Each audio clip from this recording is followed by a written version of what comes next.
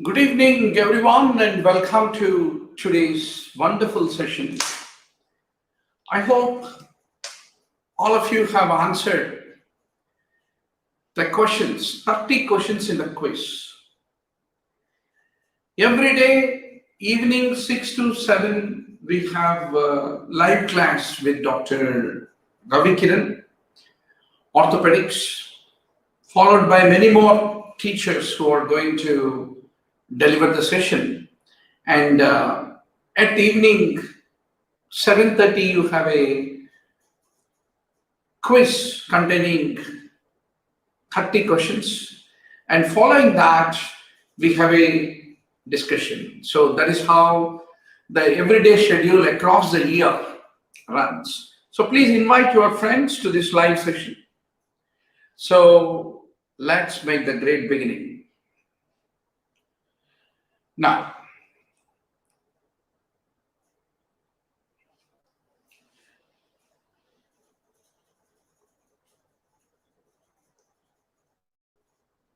so this is primarily a very quick revision of the quiz that you have answered. So, in the treatment of UTI, patient has G6pd deficiency. Then what drugs are good, what drugs are not good if you have G6pd is the favorite question of the examiner.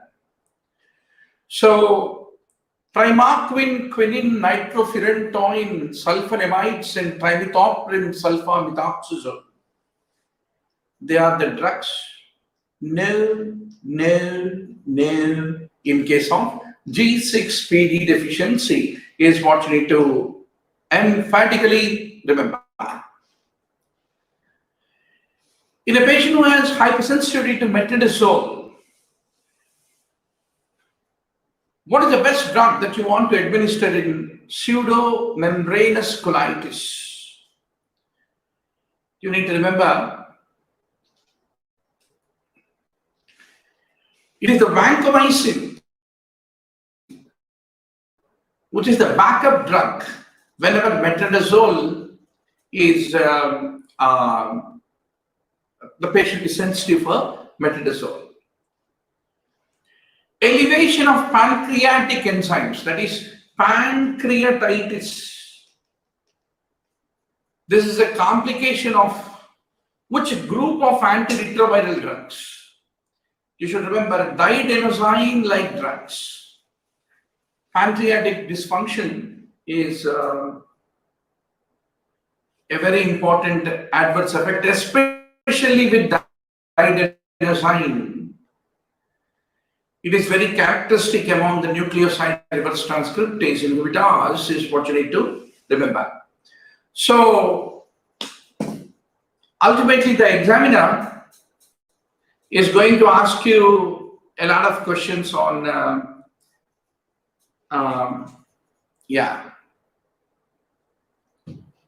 1 minute, doctor. I think I have a little interruption of my internet network. Hope the broadcast is fine with all of you. Yes.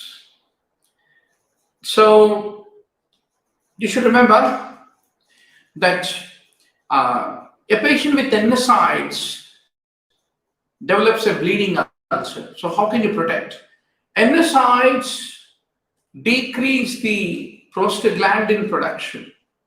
And because of the decreased prostaglandins are responsible to increase the blood flow to the mucosa, to the gastric mucosa.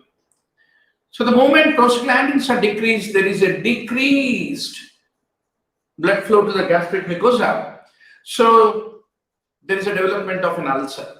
To treat that, you need to basically give something which is a prostaglandin, and that is the reason we use misoprostol is considered to be the prostaglandin analog which is used in the treatment in the NSAID-induced ulcers is what I want to underscore to all of you.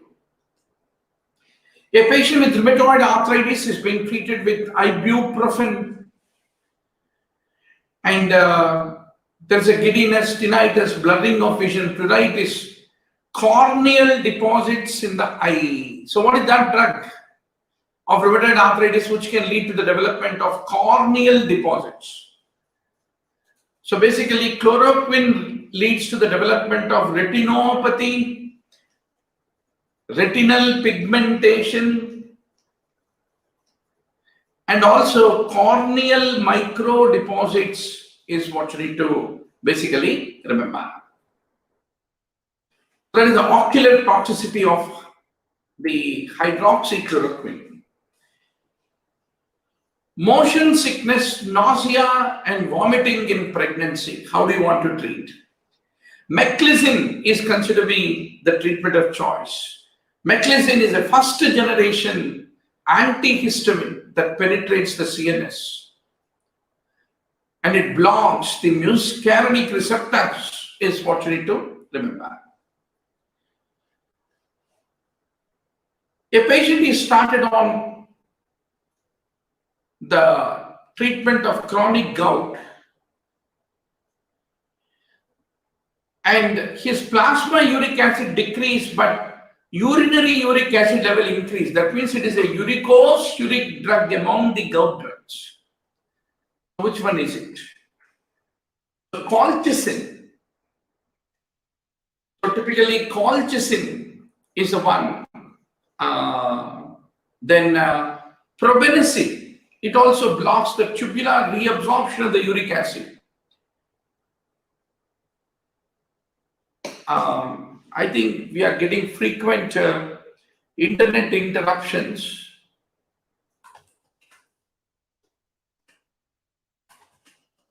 I changed my internet network, so please stay online.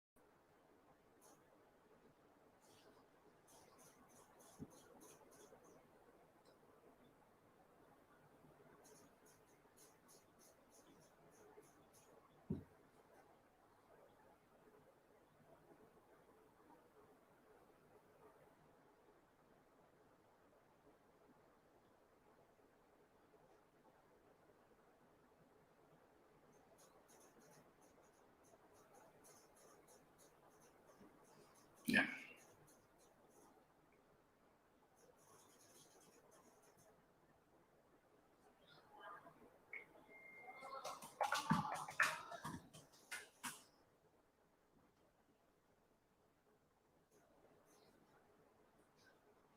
Yes, doctor. Let's continue the discussion.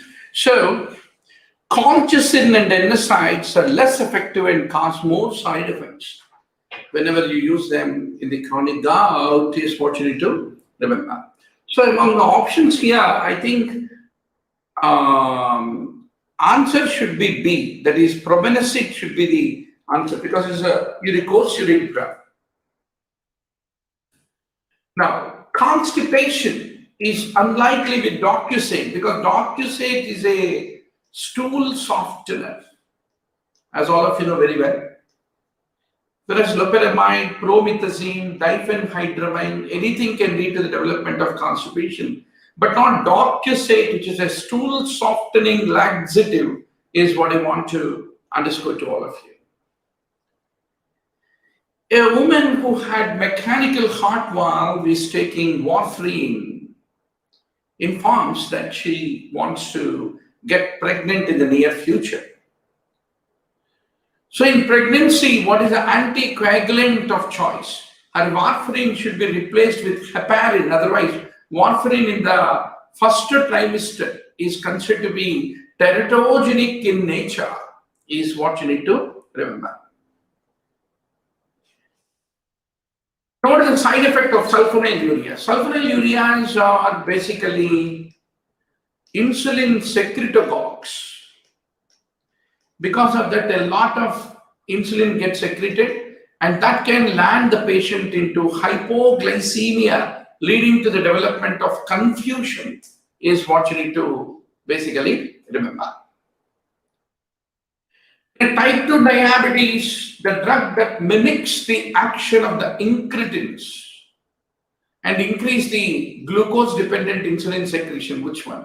Exenatide. It is a glucagon-like peptide 1 analog. And GLP-1 is an incretin, which is released from the small intestine, and it enhances the glucose-dependent insulin secretion, is what you need to remember. In iron poisoning, we use deferoxamine. Now, why do you get a resistance to the anti-cancer drugs? Because of the increased production of dihydrofolate reductase.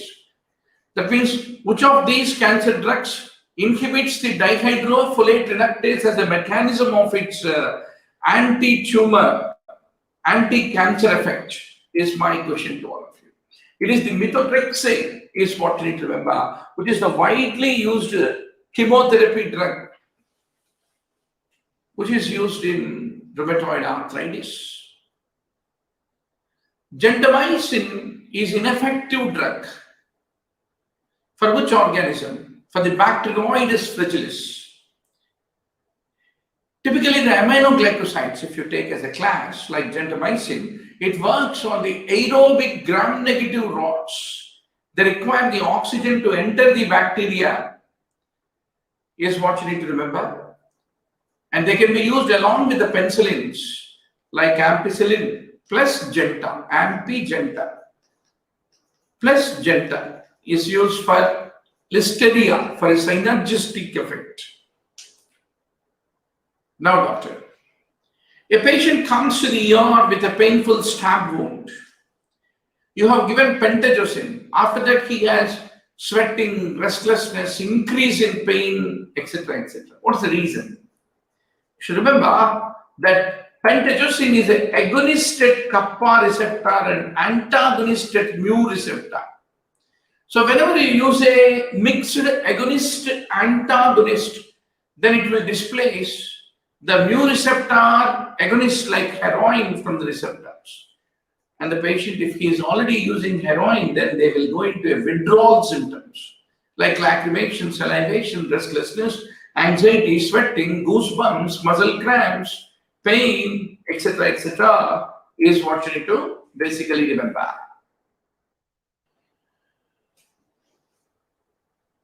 Now, a habitual user of a schedule controlled drug abruptly stops it. Within 8 hours, she becomes anxious, starting to sweat. It intensifies over next 12 hours. There's a runny nose, lacrimation, uncontrollable yawning, intensification of the muscle cramping, blah, blah, blah, blah, blah. These are all the withdrawal symptoms of which type?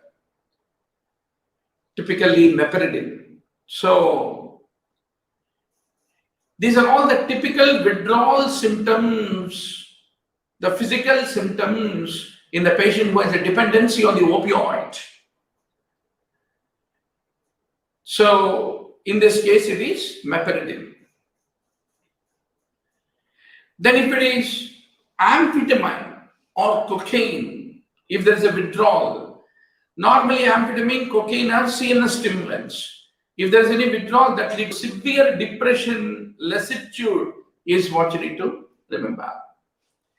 50S ribosomal unit. So all the antibiotics, and you have to be 100% sure what is the mechanism of action of various antibiotics. You have to be very, very sure about this note. This is a sure shot MCQ in the tomorrow's NEET PG exam. So it is the azithromycin, which is considered to be the 50S ribosomal unit blocker. So the azithromycin is very effective for certain pneumonias. Streptococcus pneumoniae, H. influenza, mycoplasma, don't forget mycoplasma, Legionella, Chlamydophila. Then it acts on the 50S, inhibits the translocation of the peptidyl tRNA from the acceptor to the donor site, is what you have to emphatically remember. So, doctor, once more I want to tell you, across the year,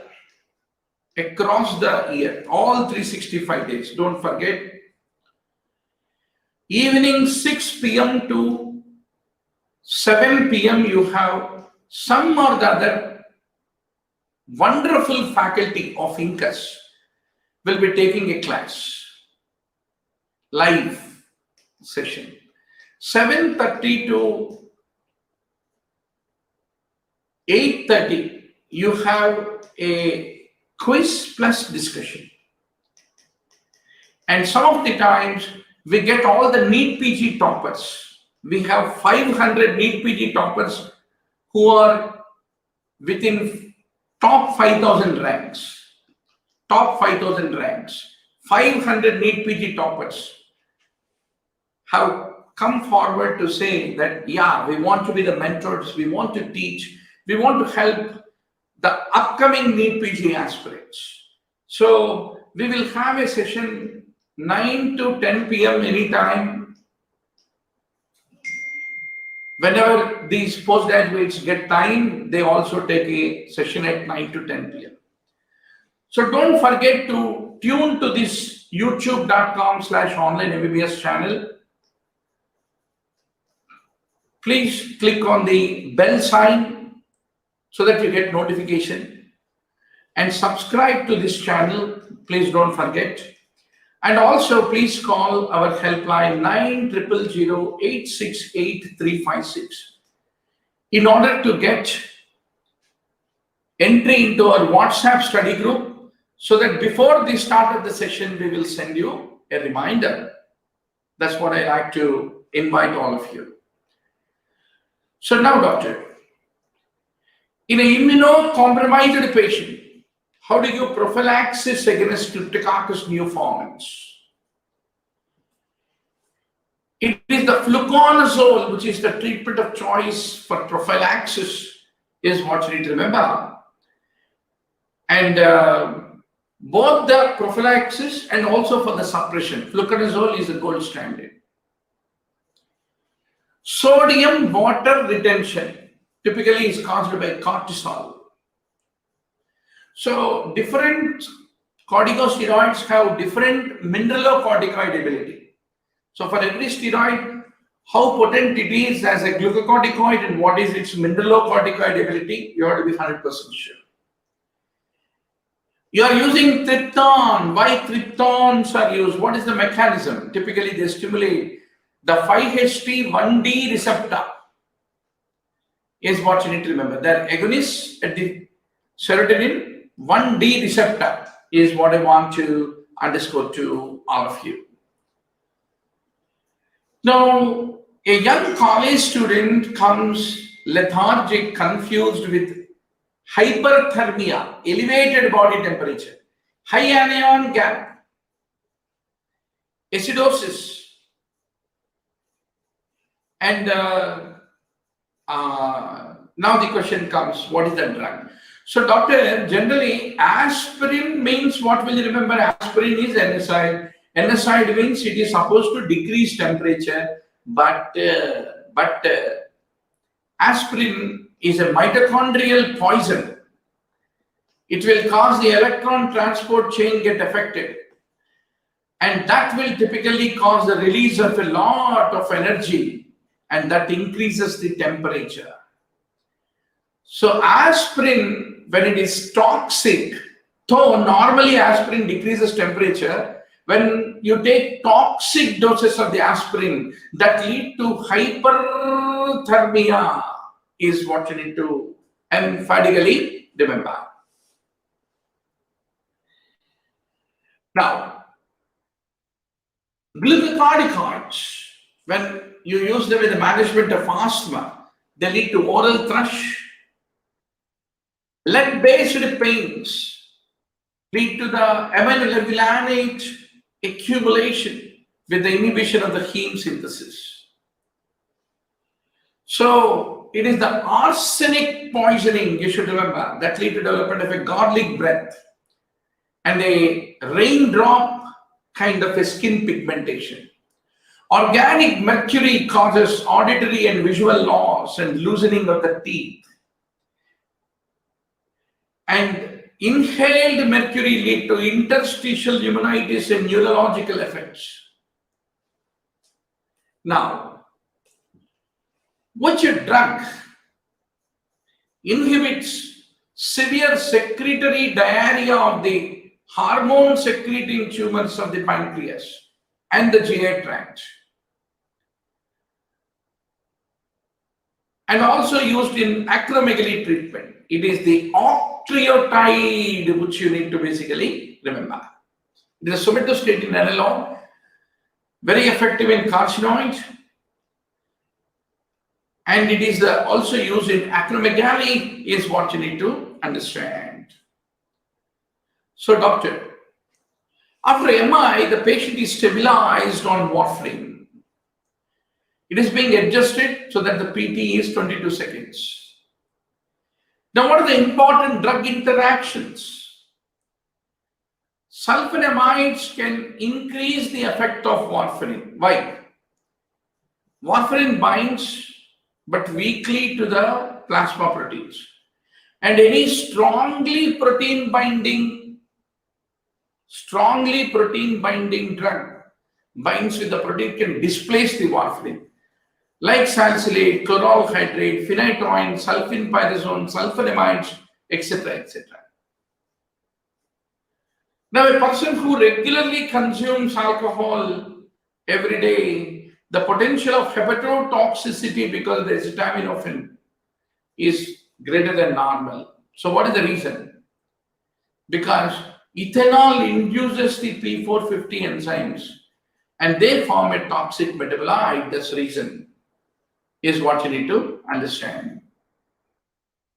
A child is suffering from asthma,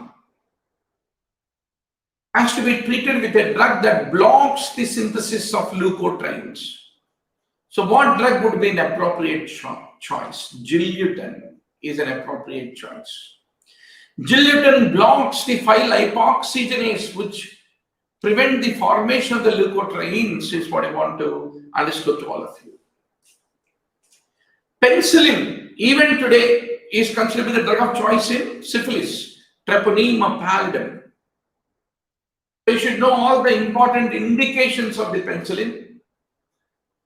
So penicillin G remains drug of choice in syphilis, usually given as IM, as benzathine penicillin G, but as a sodium or potassium salt intravenously in neurosyphilis.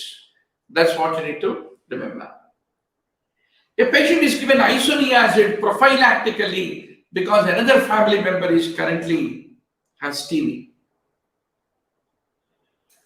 When the patient ends up getting up TB despite prophylaxis, you are thinking of INH resistance. So how does this happen? Typically, a reduced expression of a gene that encodes for the catalase is responsible. So INH must first be metabolically activated with a catalase present in the mycobacteria. And any decreased expression of this CatG gene will lead to the development of the INH resistance, is what I want to underscore to all of you. So keep punching your answers, doctor. Keep punching. But before the session, remember, we have a quiz. Please take every opportunity to attend the quiz quickly. There is a link on the top. Try to take that link and then open it up on the smartphone and try to keep answering the quiz questions. And after the quiz is over, Dr. Murali Bharadwaz will come to discuss every day 30 questions. Every Sunday morning, 10 a.m. to 1 p.m., we have a full-scale grand test from the Incus app. So please don't forget to download the Incus app, the best place where you get a lot of things free